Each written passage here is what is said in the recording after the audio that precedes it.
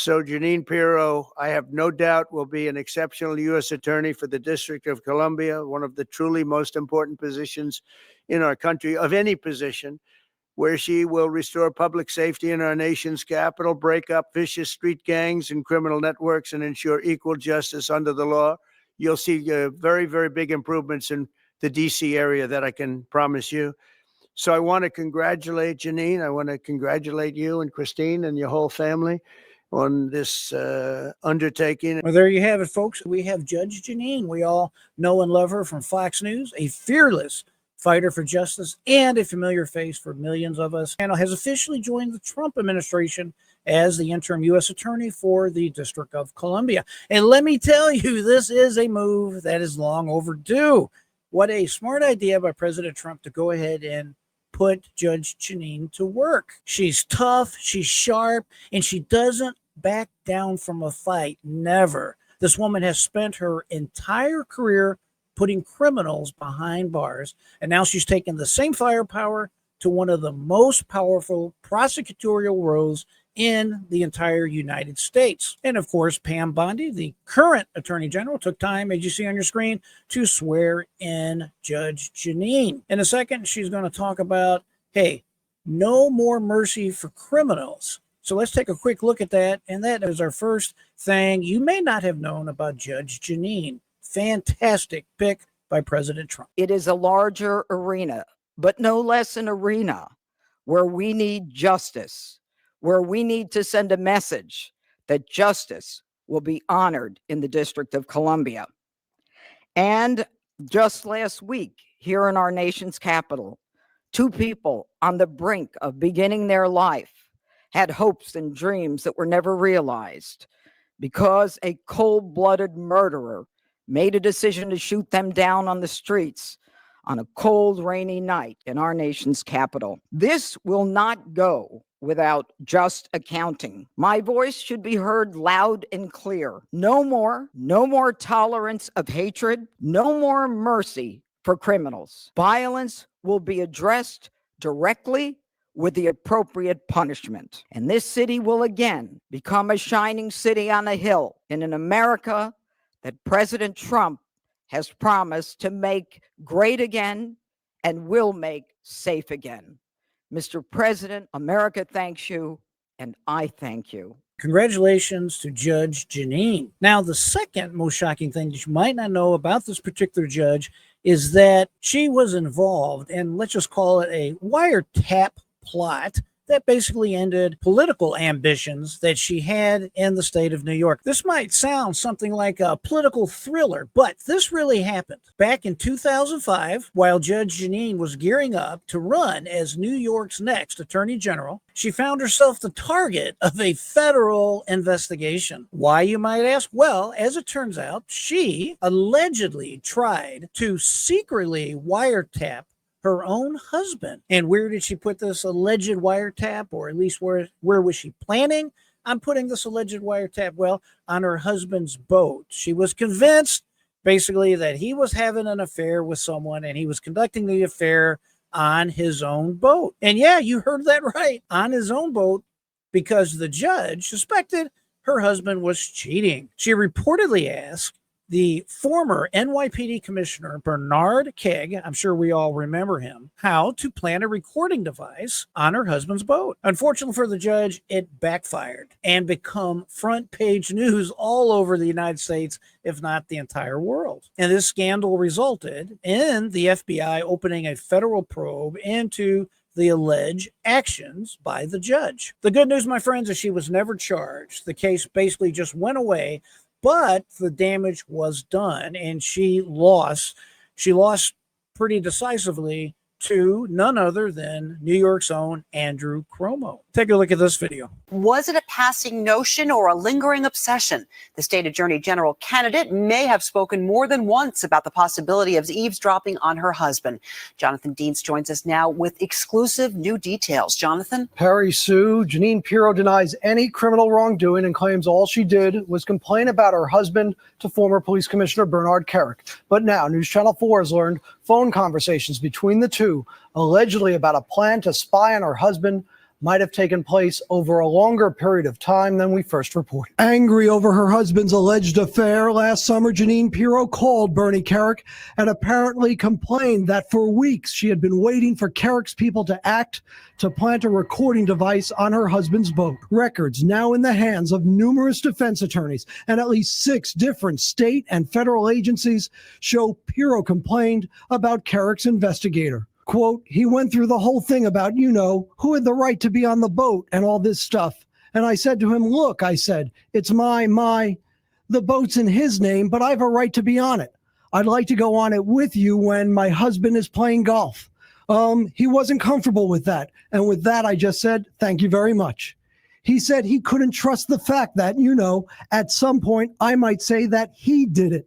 And I got to tell you, Bernie, he wasted a month of my time. Kerik responds, the issue is the legality of being on the boat after the fact. Yesterday, Pirro explained her talks with Kerik this way. And I didn't do anything here other than vent.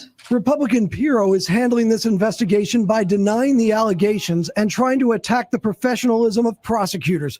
U.S. Attorney Michael Garcia is a career prosecutor who was appointed by Republican President Bush.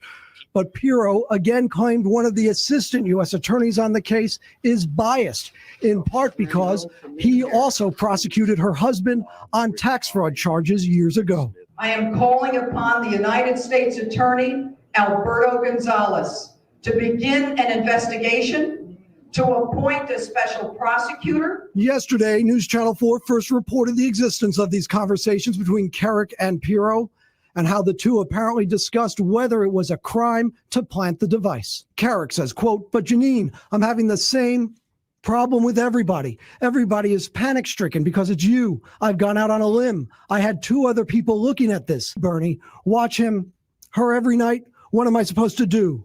I can go on the boat. I'll put the thing on myself. Kerik and Pirro continue to insist they engaged in no wrongdoing as the investigation continues. And of course, as you can tell by this video, Judge Jeanine has always been a very good-looking woman, if I might add, just pointing out the obvious. And of course, this video leads into our third shocking fact about Judge Jeanine, and that is that her husband, pictured here on your screen, his name is Albert J. Pirro Jr. Most people don't know that the judge's ex-husband was convicted on 34 counts of tax fraud and conspiracy all the way back in 2000. We're talking about luxury cars, homes, vacations, written off as fake business expenses. Over $1 million worth in total. He ended up serving 1 year in federal prison. Now, of course, he is free. And as you can see on your screen, he is a practicing partner at the law firm of Abrams and Federsman, LLP. But guess what? President Donald Trump actually pardoned him. That's right.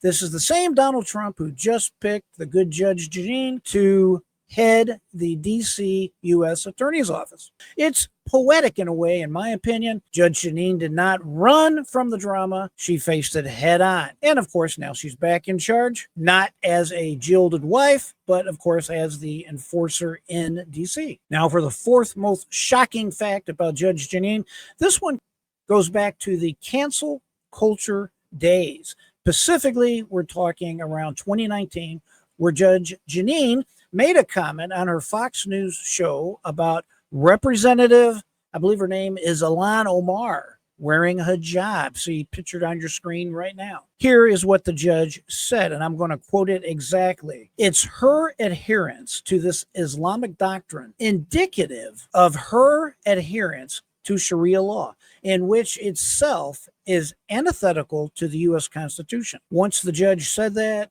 people lost their minds, especially the people on the left. Fox News yanked her show off the air, at least temporarily, and then they issued a public rebuke that you can see on your screen right now. Critics, of course, accused the judge of being Islamophobic, but Jeanine never backed down. She stood right by and asked hard questions, and she always has spoken and speaks freely.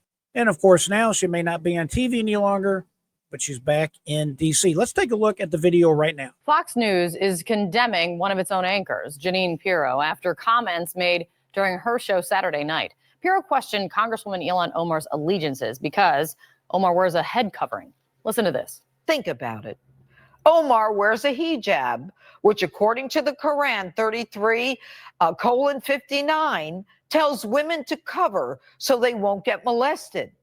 Is her adherence to this Islamic doctrine indicative of her adherence to Sharia law, which in itself is antithetical to the United States Constitution?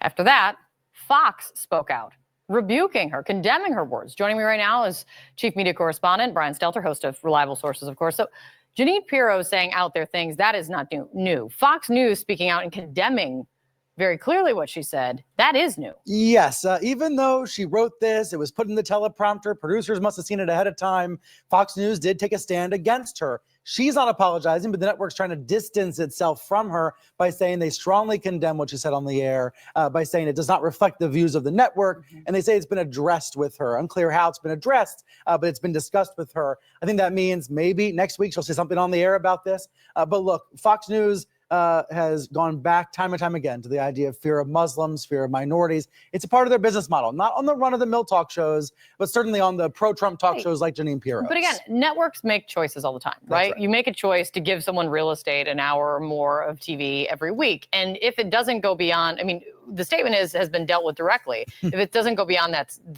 one statement, what does that mean? I think it means they want to have their cake and eat it too. They want to have her on the air, spewing this venom all the time, but they also want to keep just enough distance so that advertisers don't get uncomfortable. And that is probably the overarching issue here.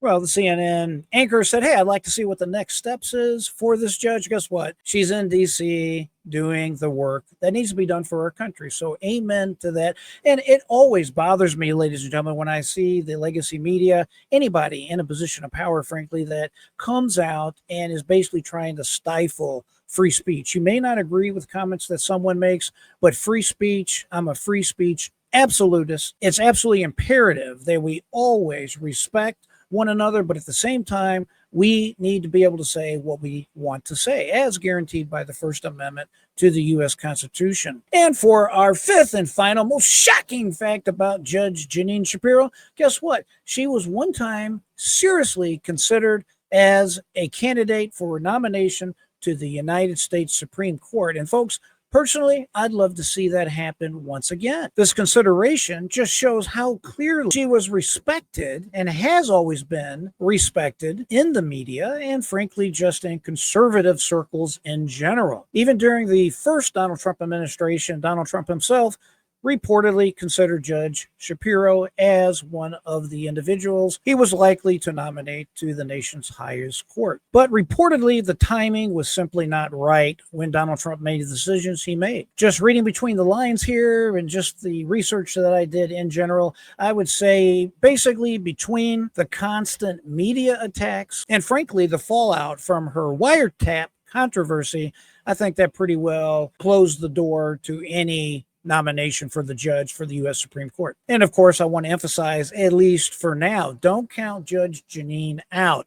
My personal opinion, I think if Donald Trump gets another swing at a nominee for the U.S. Supreme Court, I think the judge would be a serious contender once again. Now, with her back in action as the interim U.S. attorney for D.C., she's got a front row seat and the legal firepower to hold some of the most powerful people in America accountable under law. My friends, this is what justice looks like when you mix courtroom grit with unapologetic patriotism. As for me, I am thrilled that the judge is now where, in my opinion, she definitely belongs. I'm sure she's going to continue fighting for law, for order, and for the truth. Let me know in the comments below if you agree with this appointment. I'm curious as to what you think. And by the way, if you're new to the channel, welcome. I am J.R. Dukes, your host. We are the home of the free-minded patriots, and I appreciate you taking time to hear what I have to say. If you like this type of content, be sure to subscribe. Hit the thumbs up button so you never miss out on a video or live stream that I have going on. If you're a returning subscriber, thank you for tuning back in. It's always a pleasure to have time to sit down and chat with you about important things going on in our lives. I always like to say, my friends, keep that mind free, never give up. And until next time, I am J.R. Dukes.